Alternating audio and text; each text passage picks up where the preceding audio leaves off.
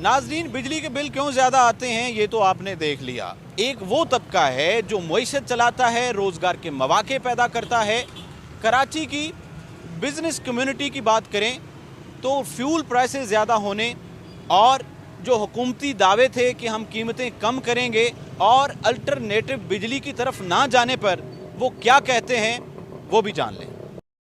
Energy की जो prices है, गैस और बिजली की जो प्राइसेस आए दिन बढ़ रही है, तो में 190% का इजाफा किया गया है, फ्यूल की कीमतें बढ़ाई गई हैं और इसी तरीके से गैस है नहीं। और बिलों में फ्यूल एडजस्टमेंट ज़रूरी क्यों है और आवाम को इस मुश्किल से किस तरह बचाया जा सकता है, इन सारे सवालात का जवाब लेते हैं माहिर मुआशियात फ़ारूक सलीम से। 600 अरब का इजाफी कर्जा पीटीआई की हुकूमत के दौरान लिया गया है। अब ये रियासती इदारों से तसादुम नहीं चाहते, लेकिन अगर हुकूमत ने आज़ादी मार्च पर तशद्दुद का रास्ता इख्तियार किया, आज नहीं तो कल, कल नहीं तो परसों बदला लेने की भरपूर सलाहियत रखते हैं। मीडिया से गुफ्तगू करते हुए उन्होंने कहा कि पाकिस्तान की तारीख में ऐसे मौके कम आए हैं जब हुकूमत के खिलाफ कौमी सतह पर इस कदर यकजहती पाई गई हो। मौलाना फजलुर रहमान ने कहा कि हुकूमत की जानिब से कोई काबिल गौर तजवीज़ नहीं आई, तहम मार्च पर यकसोई के साथ काम जारी रहेगा। वाज़ेह है कि इस्लामाबाद में सहाफ़ियों से गुफ्तगू करते हुए मौलाना फजलुर रहमान ने कहा था कि 27 अक्टूबर को कश्मीरियों के साथ यौम सियाब मनाया जाएगा और आज़ादी मार्च 31 अक्टूबर को इस्लामाबाद में दाखिल होगा। उनका कहना था 15 मिलियन मार्च कामयाब तरीन मार्च करके साबित किया है कि हम पुरअमन हैं। JUIFA के सरबराह ने कहा कि हम इदारों के साथ बिल्कुल तसादुम नहीं चाहेंगे। हमसे हमारा आईनी और कानूनी हक छीनने की कोशिश की या इंसानी हकूक पामाल किए गए तो इंतकाम लेंगे। सेकंड शिफ्ट वाले जो हैं वो इफ्तारी के टाइम मौजूद होते हैं जी, उनको मौके पे इफ्तारी भी मिलती है और उनके लिए वहाँ पर पानी का भी इंतज़ाम होता है, खाने का भी इंतज़ाम होता है। हर डेली चीफ ट्रैफिक ऑफिसर राइजाज साहब, मैं बतौर SP traffic city division showbiz के हवाले से खबर शामिल करें और आपको बताएं कि रवां साल के पहले 7 माह में पाकिस्तानी फिल्म इंडस्ट्री की जानिब से बड़ी 7 फिल्में सिनेमा घरों की जीनत बनी, जिनमें 4 फिल्में कामयाब और 3 फ्लॉप रहीं। किस फिल्म ने मैदान मारा और कितना बिजनेस किया, बता रहे हैं हसनैन जट अपनी इस रिपोर्ट में।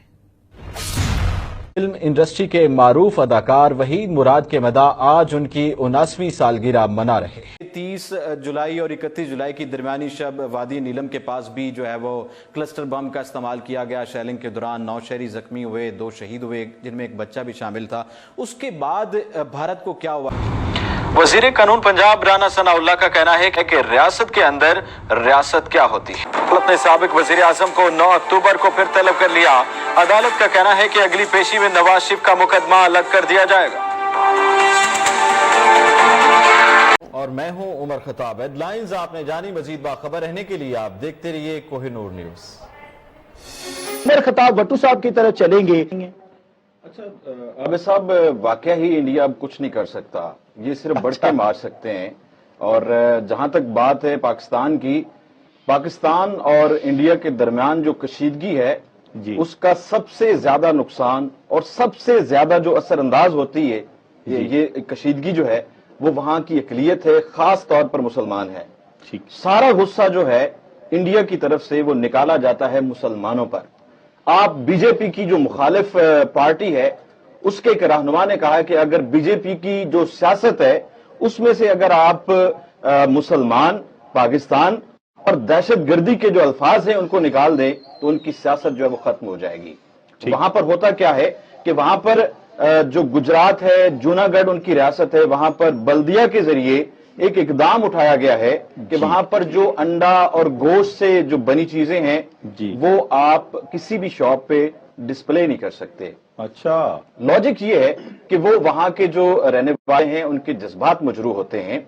सवाल ये उठता है कि जब कश्मीर में कश्मीरियों का खून जो है वो किस तरह उनके साथ किया जाता है, उनकी लाशें भी गुस्सा के हवाले नहीं की जाती, उस वक्त जज्बात मजरू नहीं होते। जब मुसलमान मस्जिद में नमाज अदा कर रहे होते हैं, बाहर शोर शराबा होता है, उस वक्त जज्बात मजरू नहीं होते। वहां पर जो मुसलमान हैं उनकी 18 से 20% आबादी जो उनकी कुल आबादी का हिस्सा है, उनकी तादाद है, उनको 5 दर्जे जो है 5% नौकरियां दी गई हैं और निचले दर्जे की नौकरियां हैं, और कुछ मुसलमानों ने कारोबार शुरू किया है, तो वो कारोबार तबाह कर दिया गया, मामूल की बात है आबिद साहब, और उनकी अमलाक को नुकसान पहुंचा दिया जाता है, और एक बिफरा हुआ हजूम जी किसी भी शख्स को एक महज मुसलमान होने के नाम पर उसको कत्ल या शहीद कर देना, ये मामूल की बात है, लेकिन उस वक्त जज्बात मजरू नहीं होते। जहाँ तक आपने मोदी साहब की हुकूमत की पहले बात की, मैं उस तरफ आऊँगा। तो मोदी साहब की जो हुकूमत है, जो भारत, जो नेहरू का भारत था वो अब भारत नहीं है, सबसे पहले तो ये बात है। मोदी एक ऐसा आरएसएस का आप कह लें कि एक गुंडा ग्रुप है जिसने भारत पर भी कब्जा किया हुआ है, और मुस्लिम दुश्मनी उनका एजेंडा है, और उसी मुस्लिम दुश्मनी के एजेंडे को लेकर उन्होंने ये इलेक्शन लड़ा, और उन्होंने वो हुकूमत में आए, और उनकी ये जीत का सबब बना, और वो जंगी जुनून अभी भी उन पर जो है वो हावी है।